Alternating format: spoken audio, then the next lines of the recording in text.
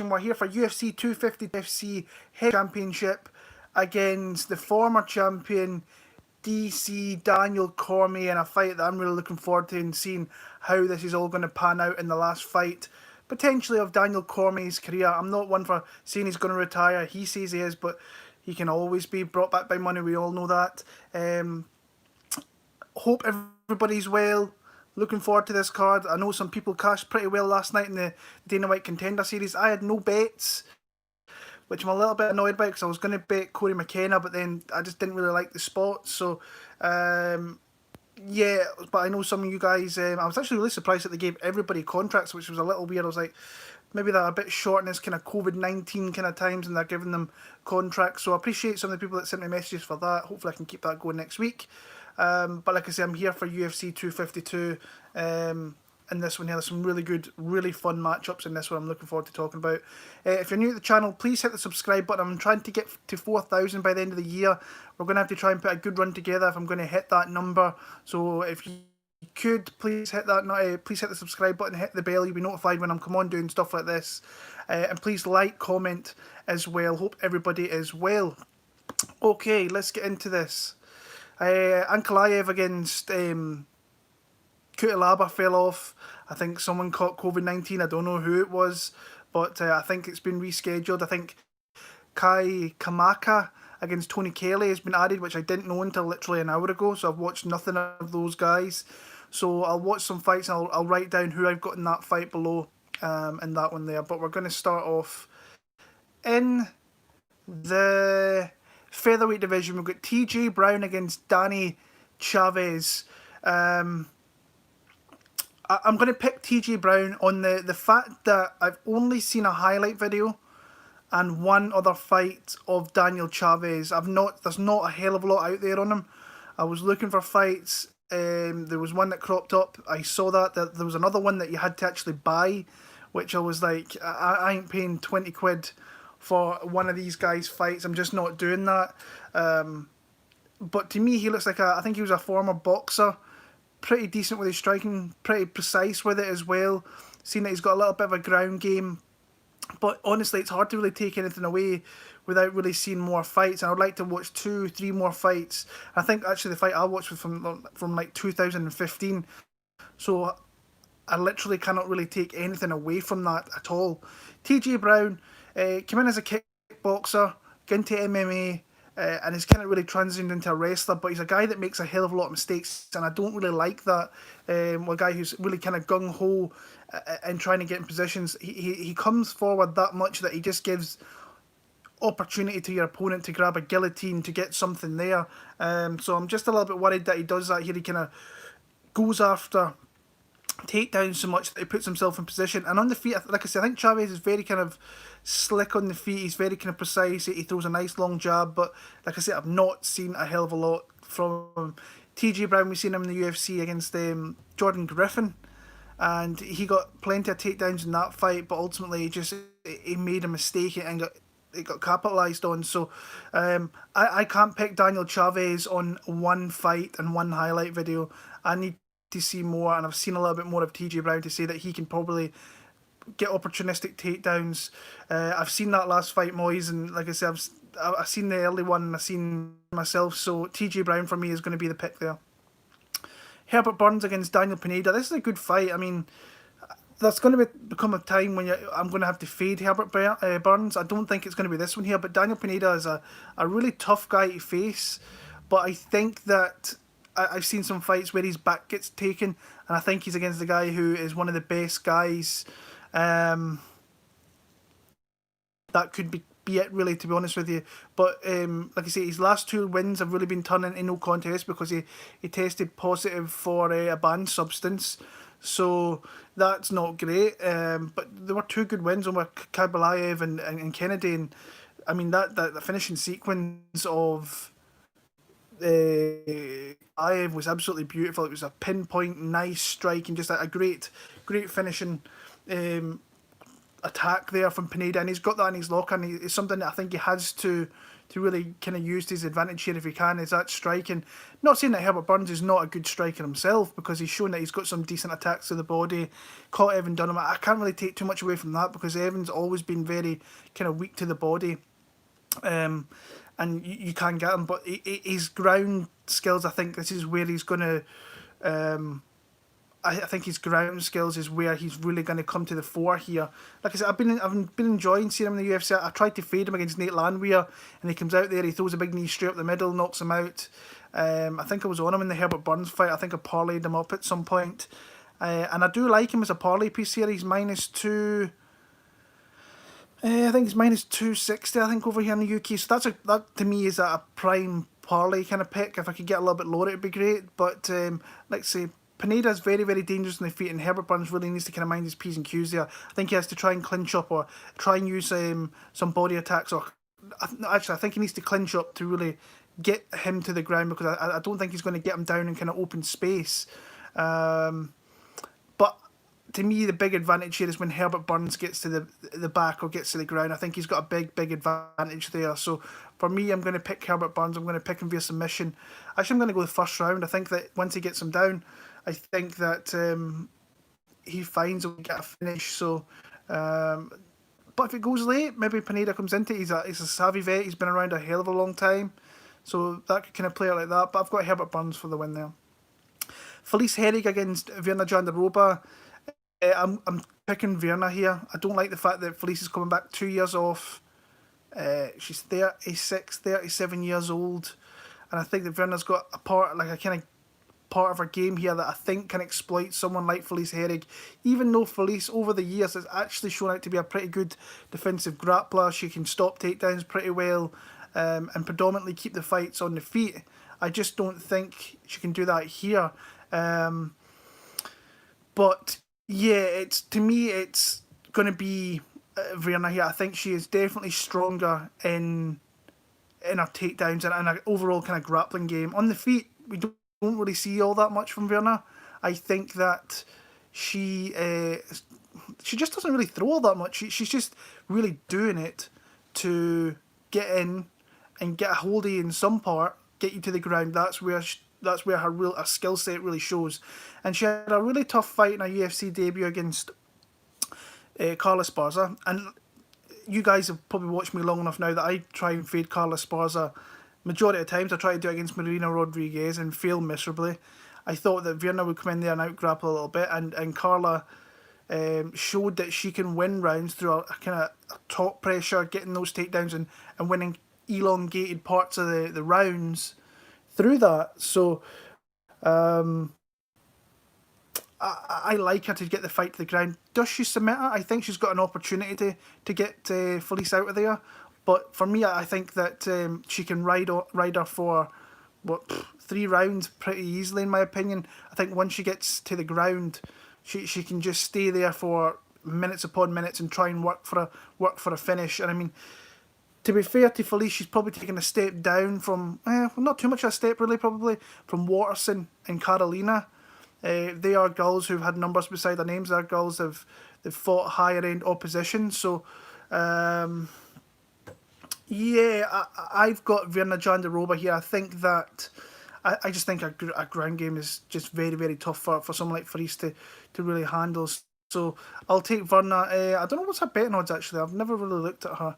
Jandiroba -320. I like that low. That's a parlay piece. So I wouldn't mind using if it was -275 and below. But -320 now. I don't really want anything to do with that.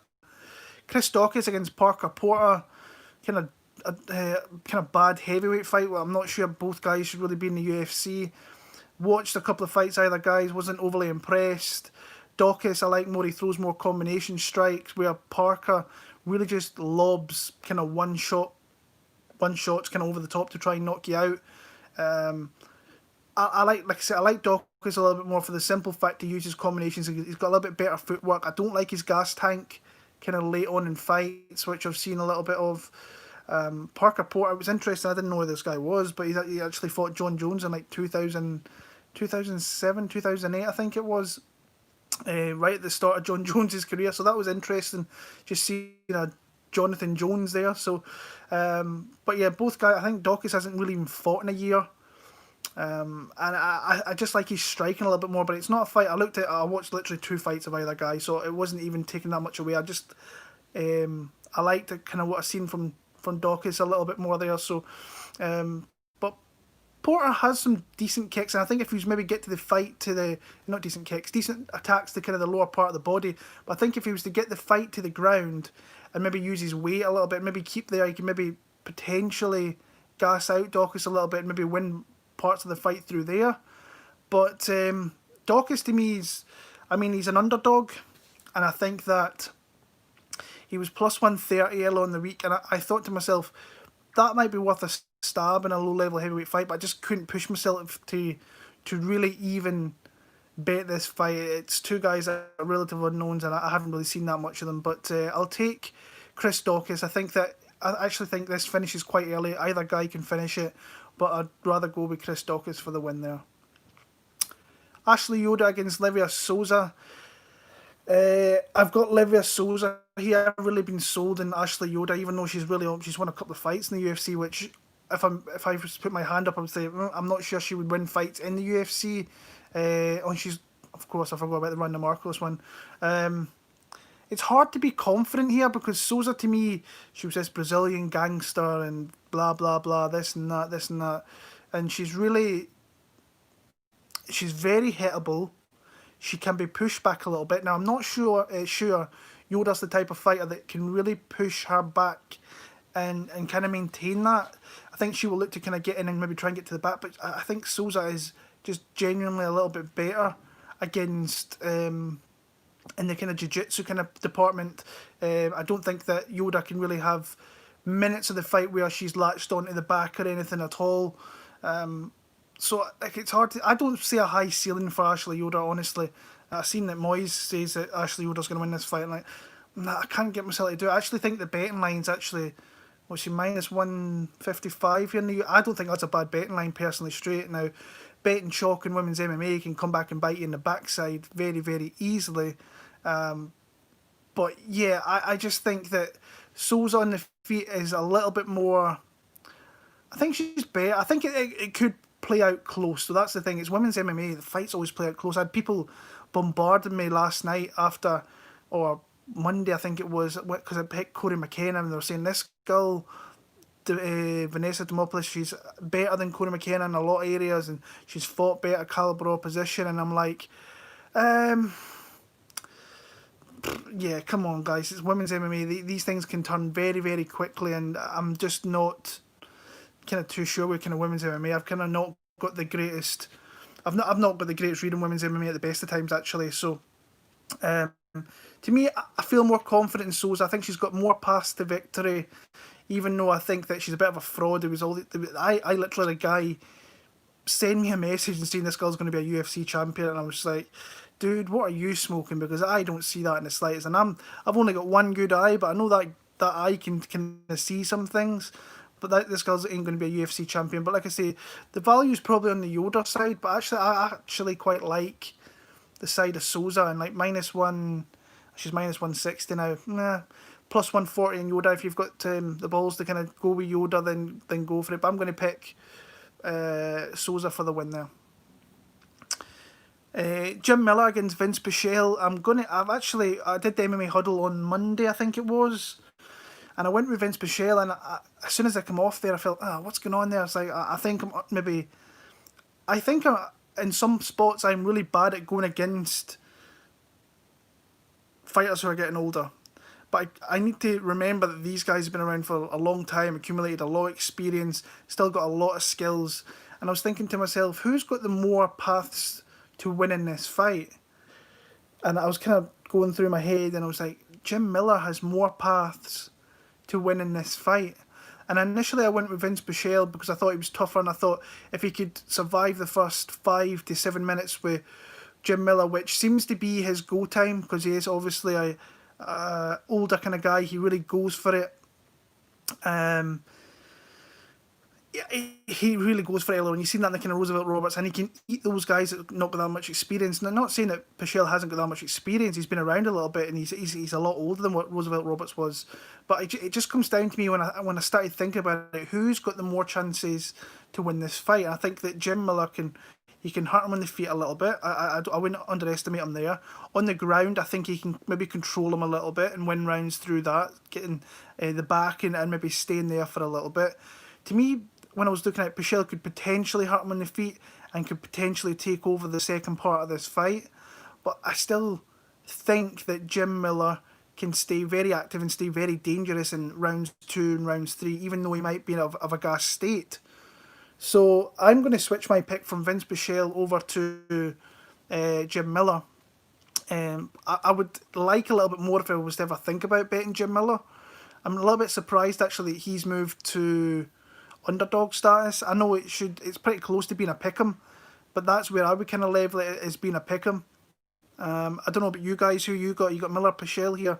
I just, like I say, initial gut feeling was on Pichel, but then when I sat back and thought about it, I think Miller has probably got more paths to victory than I don't think he's entirely done like I thought in the past. And when I went back and watched the Roosevelt Roberts kind of breakdown, I was like, dude, you kind of fell into that and kind of got exposed a little bit with that pick. So I'm going to pick Jim Miller.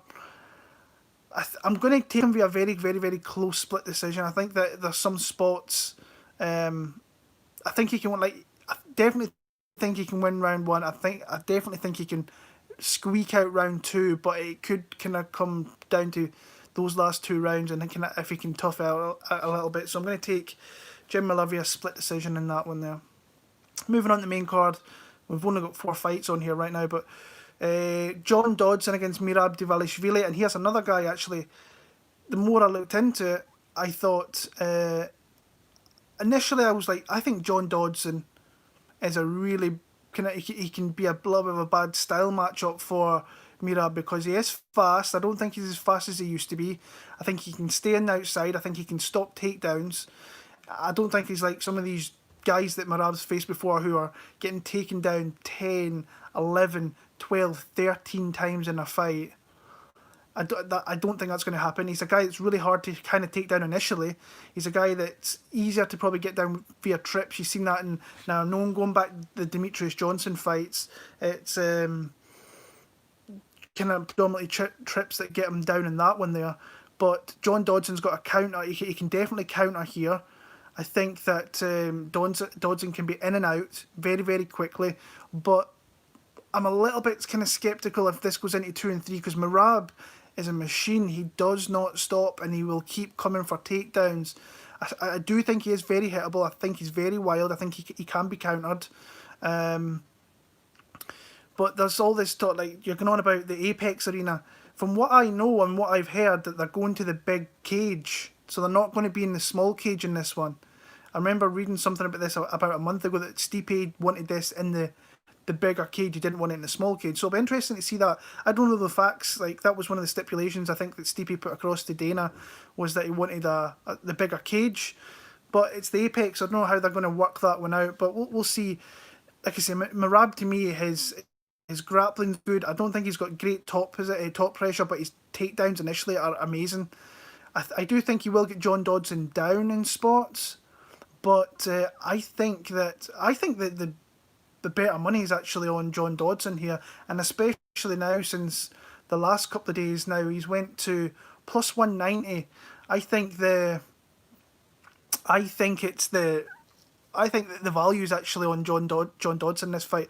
I was not surprised that he beat Nathaniel Wood.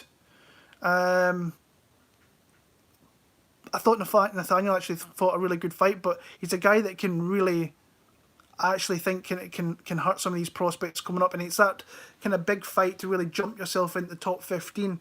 I prefer being on the John Dodson side here to Merab, and this could look a really bad pick because we know what Merab's like. He could maybe come in here and maybe just the speed of Dodson's gone, and he can't get his hand. He can get his hands around him, take him to the mat, get him back up, get him back down again. But I just don't see that happening.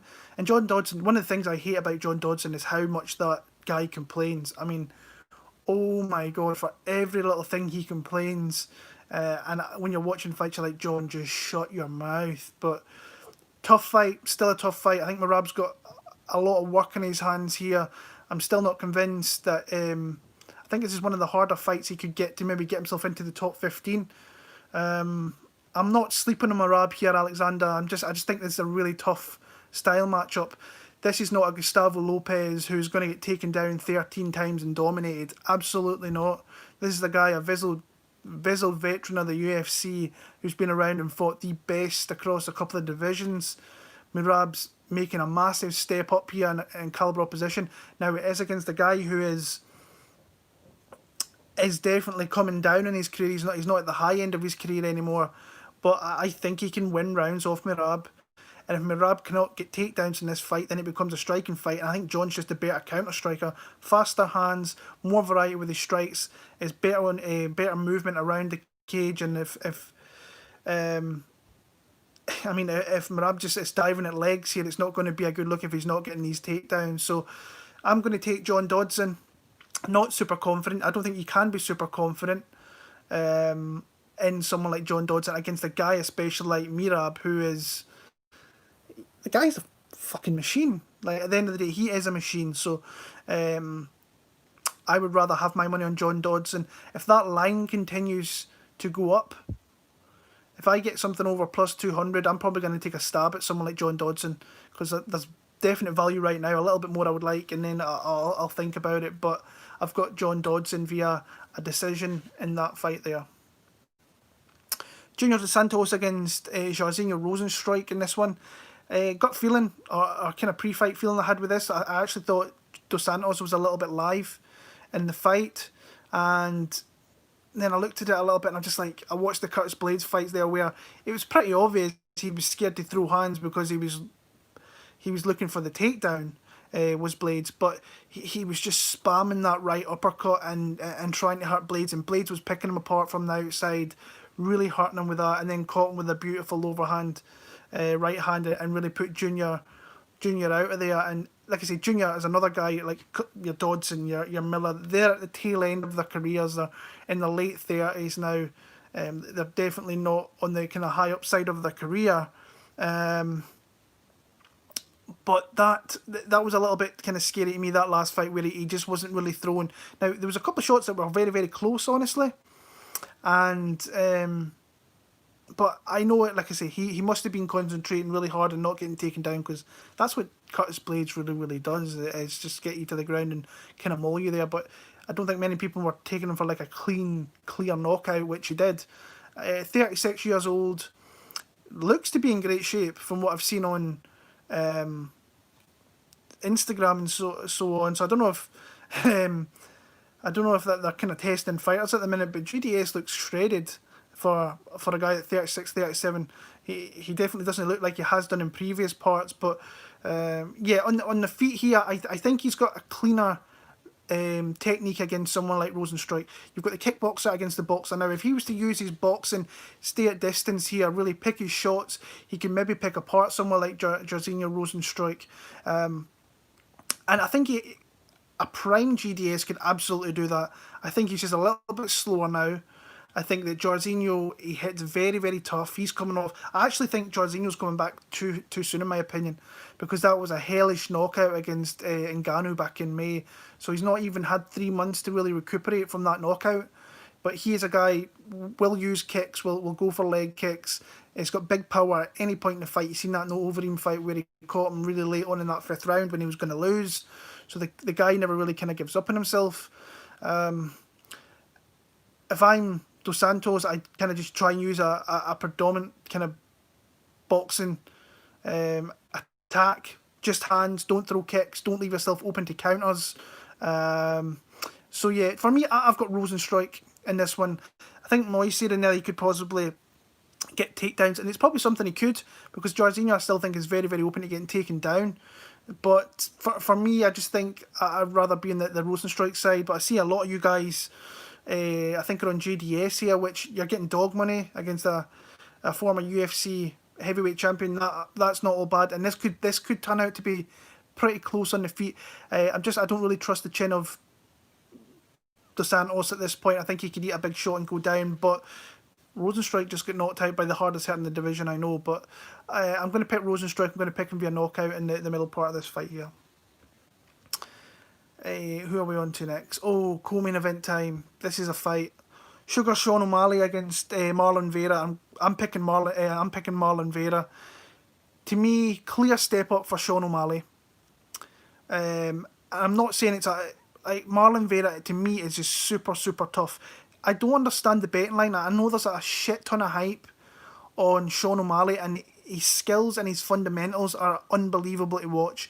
I mean, you can see that his length, his variation of his attack, his footwork, I love his length of his shots. He catches you right at the end of his punches, and that is, and you can see with some of the knockouts that he's had, that's devastating in some spots. I still think we need to see more on Sean O'Malley, in my opinion, and I love Sean O'Malley. I think the kind of hype he's built for himself. I think the dude's out there selling like basketball jerseys for like $2,000 a pop just because it's got sugar on the back. It's kind of crazy at the minute. He's got a lot of hype through the Twitch community and so on, but his fighting style to me looks unbelievable. But I'm still ready to see that step up. This is to me another step up from anything he's ever faced. To be fair, I mean, you look who he's faced before. Now, I'm not taking anything away from Eddie Wineland because he's been around, he's a veteran, been around the sport for a long time, did well in other promotions, held belts in other promotions. He looked slow, he looked like a rabbit caught in headlights. I think that he just had no answer for what Sean was throwing, and he was throwing a lot of kind of funky attacks. The Teko fight, Teko, talking about rabbit in headlights, for that, however long that fight lasted, he did not know what to do. He had nothing for Sean O'Malley. Sean O'Malley threw that head kick. He followed up with punches, got a TKO finish. But now you're making a step up to a guy in Chito Vera who is one of these. I said this in the MMA huddle. He reminds me of Neil Magny. Where he started from in The Ultimate Fighter and the way he's kind of moved through his career. He's really developed his skills. He's really developed his toughness, his durability. To me, the value play is 100% on Marlon Vera here at +2. Was he +275 here in the UK? To me, that's an auto bet in this one for me. As much as I love Sean O'Malley, I think he's coming off a loss to Song Yadong. I actually thought that Chito was a little bit unlucky in that fight there. But to be fair, when you're looking at his wins, they're not great. Yule, Hernandez, Sainz, Canete, but again, he gets them out of there. He's a guy that is very dangerous at any point in the fight, and that can be the last minute of the third round. I think the one thing I don't like, and I nearly forgot about this, he's a very slow starter. And Sean O'Malley's a very fast starter. So if that shit plays out where Chito comes out, kind of sits back a little bit, someone like Sean O'Malley can absolutely pick him off at distance and really hurt him with some of his strikes. And he might not have the opportunity to work himself into this fight here if he starts slow. So I'm hoping Chito comes out here, really kind of tries to stick in the middle, land some big shots. I think he's got big power to hurt O'Malley as well. I'm still not sure about O'Malley's ground game, where like Chito's just very opportunistic. Every spot on the feet, on the ground, he will jump onto rear naked chokes. We've seen that a couple of times against Canete, Yule. Again, this is a big fight for Chito. If he comes in here, takes all the hype, he's got all that hype on his shoulders. I do think Sean O'Malley's going to be a good fighter. I really do. He is a good fighter. There's no doubt about it. But I just think this is a big step up against a really tough guy that's never been finished in the UFC, I don't believe. So I think he's going to be around for 15 minutes. And I think if he starts quick, I think he can probably run out a 30-27, even a 29-28 here. So I'm probably going to bet Marlon Vera. I'm waiting to see if I can maybe get minus +300, which would be pretty awesome. But my pick's going to be Chito Vera. I think he could possibly get a late finish as well. So Vera's going to be the pick for me in that one there. And the main event of the night, the trilogy fight, the rematch from last August there with DC. To me, he looked like he was in prime position to go ahead and win that fight. And then Stipe Miocic made an adjustment. He found a soft spot and kept going back to it and stopped DC in that 4th round, I believe. When I watched that fight the other day there, DC to me was clearly up a couple of rounds, a round I should say, 2-1. So yeah, in that fight you could see that DC's wrestling was superior. I think that he can have large spots in this fight where he can kind of dominate from top position a little bit. I think that's where he's got an advantage over Stipe. Stipe to me really did well getting himself back into that fight initially after that start, which I didn't think he was going to do. I'll come out and say this, I think I've got a bad read of this fight because I was way off in the first fight. I was kind of way off in the second fight. And I'm a little bit kind of conscious of this one here because Cormier's saying that it's his last fight, and I know we've heard that from him in the past, but this seems to be it. And I'm always a little bit sceptical of fighters that are saying this before fights and then haven't actually go in there and fight. I think DC's a different beast to what others have said, like when they've said that, because he is a champion no matter what, like whatever kind of part of his career he's ever been through. He's been a champion. He's been pretty close to the high spots of whatever he's done. But to me, in that second fight, I thought his striking looked good, and I know Miocic has got a massive reach advantage, but I thought Cormier picked his shots really well. He got loads of output off on Miocic. To be fair, Miocic got like 120 significant strikes out as well. It's a close fight to me. It's a pick'em. And kind of where the line is, there's a slight lean on DC right now. I think his wrestling could be a big pivotal point here. I think that he can use that, and like you say, depending on what the size of the octagon is, from what I know of what I've read, it's the big cage. But if they're in the Apex, I don't understand how it could be the big cage. So yeah, what you guys in the chat, who have you got in the main event? Have you got Miocic? Have you got Cormier? I just think that Cormier can win large parts of this with his not with his boxing, with his wrestling. I think that's where he's got a clear advantage. I think he really has to try and target that and use it, because the longer he stays on the feet, Miocic seems to me like he can make certain reads and make certain adjustments to really get guys out of there. So my pick's going to be Cormier. But like I say, I think I've got a terrible read in this fight. I've not got the best read, honestly. I just when I sit back and watch the first two fights, I'm not confident at all. The one bet that I am looking at, it's Daniel Cormier, kind of rounds 4-5 in decision. I want to say that might have a bit of value in it. I don't think there's any line in the UK out here. Miocic looks like he's in the best shape of his life. Well, let's hope so. This is a big fight for Miocic. I mean, if he can, I still think he is. To me, Miocic is the greatest heavyweight of all time, but if he really comes out here and beats DC for a second time, I think that really plants the flag that he is by far the best heavyweight that we've ever had, and the winningest, defending the belt and so on. And I was actually I think it was 2014 I said in this very channel, I think Stipe will be the UFC heavyweight champion one day, and that's one of the ones that's came through, him and Cody Garbrandt, so I'll always kind of hold that kind of dear to my heart. But I'm going to pick Daniel Cormier. I'm going to pick him via late stoppage or a decision. So that's my predictions out there. Hopefully some of them come through. Like I say, there's a couple of bets I'm really looking forward to laying some money down, seeing if I can come through. I thank all you guys in the chat there. I know I've not been able to get back to you in some of it. I'm just trying to get through these fights, so I really do appreciate it. Thank you for your comments. Thank you for the thumbs up. If there's any late thumbs up, it'd be much appreciated. I'll be back Sunday or Monday for the Dana White Contender Series Week 3. I'm on a bit of a heater with that one, which is quite nice. But yeah, if you want to follow me on Twitter, Will Martin MMA, I think, on Bet MMA Tips. And yeah, I appreciate it. Thank you very much. Just hit that subscribe button. Let's try and grow the channel. Hit that 4,000 mark, which would be awesome.